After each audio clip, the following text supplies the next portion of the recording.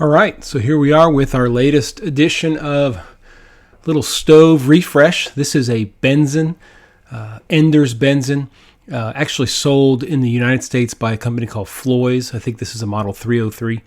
Basically, it's the baby Benzin that they sold in Germany. It's the exact same thing, just rebranded by an American company to be sold here in the States. These stoves are pretty expensive. I actually got this one for about $150 shipped, which is really good. You can easily find them for $350.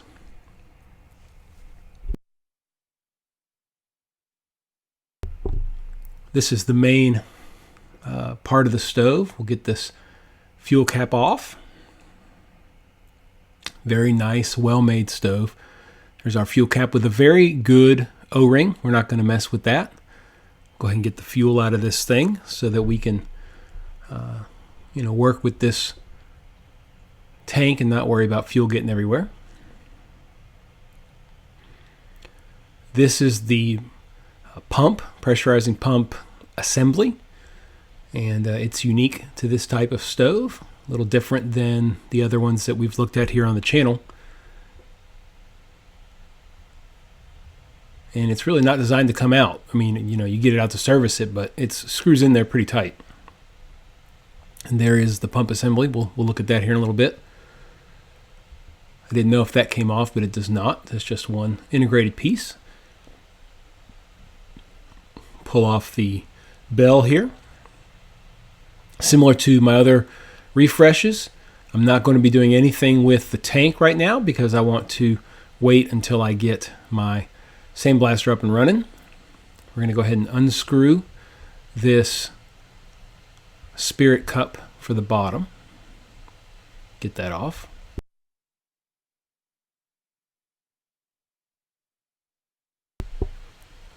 Took just a little bit of work.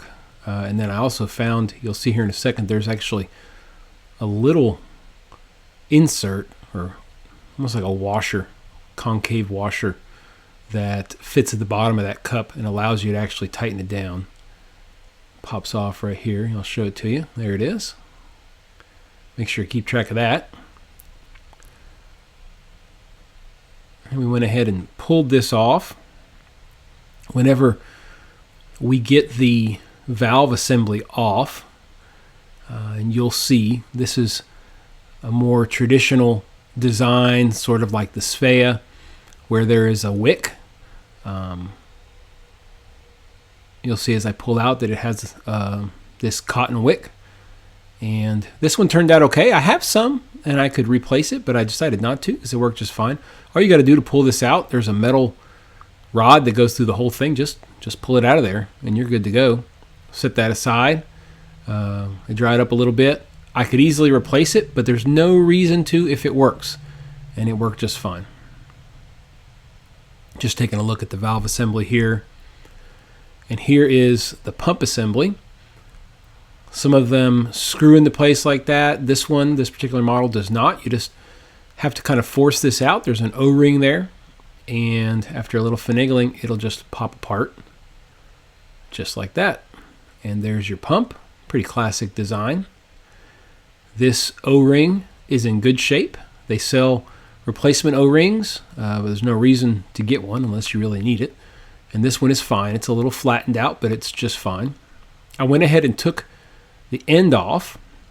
I'm always careful with these stoves because sometimes you can find spare parts easily and often you cannot. These particular stoves you cannot.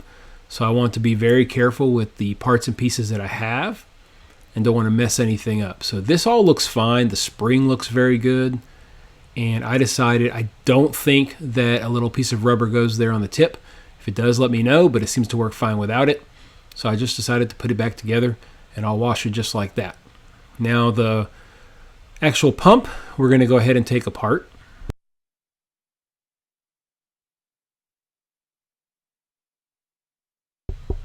Very easily get this little nut off. Keep track of everything. There's the leather. We're just going to pop that into some oil and let it sit. Ended up pretty much sitting overnight, which is just fine. Just gets nice and hydrated, with the oil. And I couldn't get the spring off, and I figured out, there's a little washer here. This is supposed to be an O-ring, and I did not have an O-ring to replace it with that fit good, so I kept the washer. It worked fine. Eventually I'll get an O-ring that fits. And there's the rest of our pieces here. Just doing a little inspecting. And as I always do with these stoves, I'm just going to put it into a big bucket of vinegar. This used to be distilled white vinegar. Now it's rusty vinegar, but it works just fine. I'm just going to slowly put everything in, trying to take a little bit of a mental note as to everything that I'm putting in there, because this is the first time I've ever taken this stove apart and this type of stove apart, so I need to remember everything. I did not take apart the valve stem. I saw no reason to, because in my preliminary testing, the stove worked just fine. And with these valve stems in the packing, you can't always find them easily, so I decided not to touch it unless I have an issue with it. Taking off the nozzle here, and we'll just soak that separately. Allows it to get a little bit cleaner.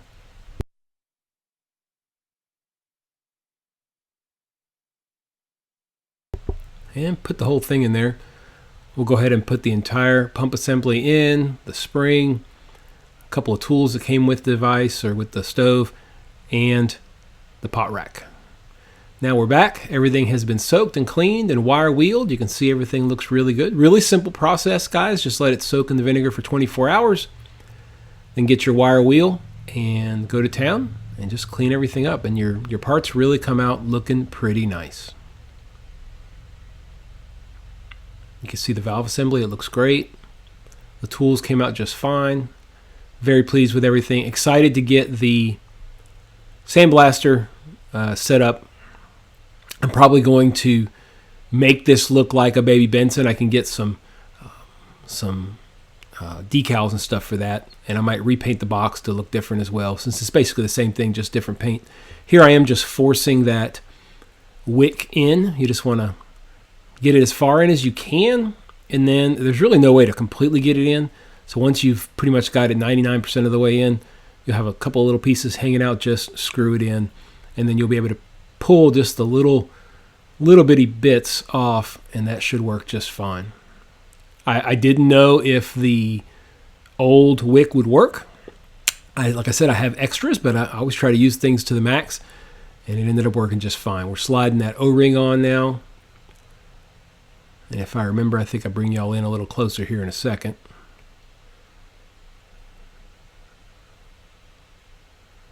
There we go. Spring is in. Got to get that little washer in. I did go through my O-rings and didn't find anything I was really comfortable with. I didn't think it was big enough. And like I said, this worked fine, so we're good to go. Go ahead and get our leather out of the oil and put it back on the pump assembly.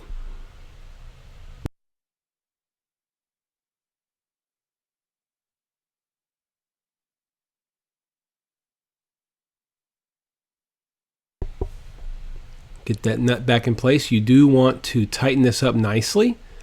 Tighten up as much as it'll go, and it will not over tighten. You still need that movement right there. Very important for this to work correctly. Every pump design is a little bit different.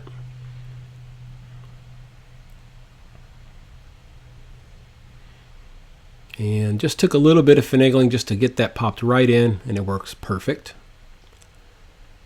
So once we get that working, I did squirt some air out of there, which ended up being some residual vinegar, of course. And this definitely is tight. I used the adjustable wrench. You want to get it nice and tight because, like I said, it's not designed to come off, because you can use the other area to put the fuel in. Initially, I went ahead and I put this spirit cup on, and it just didn't work. It was loose. Could not get it. It was as tight as I could get it, and I thought, you know what? I'm missing that piece. So I went into the vinegar and found it, and it was still there. So got that little nut and was able to retighten it. And that is what allows you to tighten it completely up against the stem so that you have a tight fit for your spirit cup.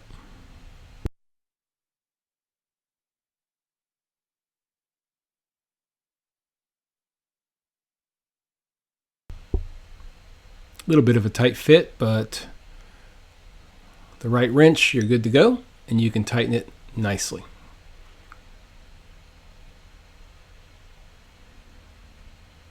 There we go. Just getting the nozzle on now.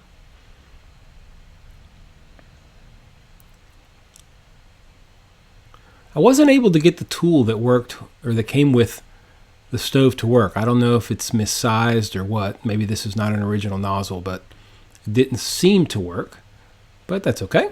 Just be careful, and you can tighten it up pretty easily. Putting our bell back on. And finally, we'll put our top back on. This is the gas cap, essentially. So now we're going to fill this bad boy up and try to light it up. This funnel's pretty awesome because it screws in, and you can see you can actually pick it up by the funnel, so it's pretty neat that it actually screws in and creates a very tight fit. At this point I realized, you know what, I really like to put carbon felt inside of the spirit cups, and I thought, well, phooey, I'm going to go ahead and take this off, cut myself a piece of carbon felt, and it really helps with the preheating process, and I do it to all my stoves that I can with these types of preheating trays like this. So got some alcohol in this little squeeze bottle, put it into the carbon felt, and we'll light it up. And you want to let this really heat up. It'll go through, with the amount I put in there, it probably burnt for about 2 minutes, and it really gets it nice and hot, and is by far, to me, the way to go. You want to be patient with your preheat process. If you aren't, then you just have less likelihood that you're going to get it to work. So let it preheat really, really good. I put the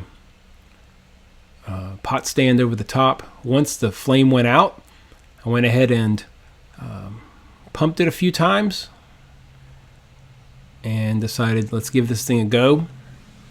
Didn't know if it would fire up. You always worry because it was working very well before this cleanup, but it didn't have any problems. Took just a second here, and you can see right away it's a beautiful, beautiful blue flame. It's a small stove, but it does pack quite a punch. We'll do a full review on my Paleo Hiker MD channel. Hope you guys enjoyed this video.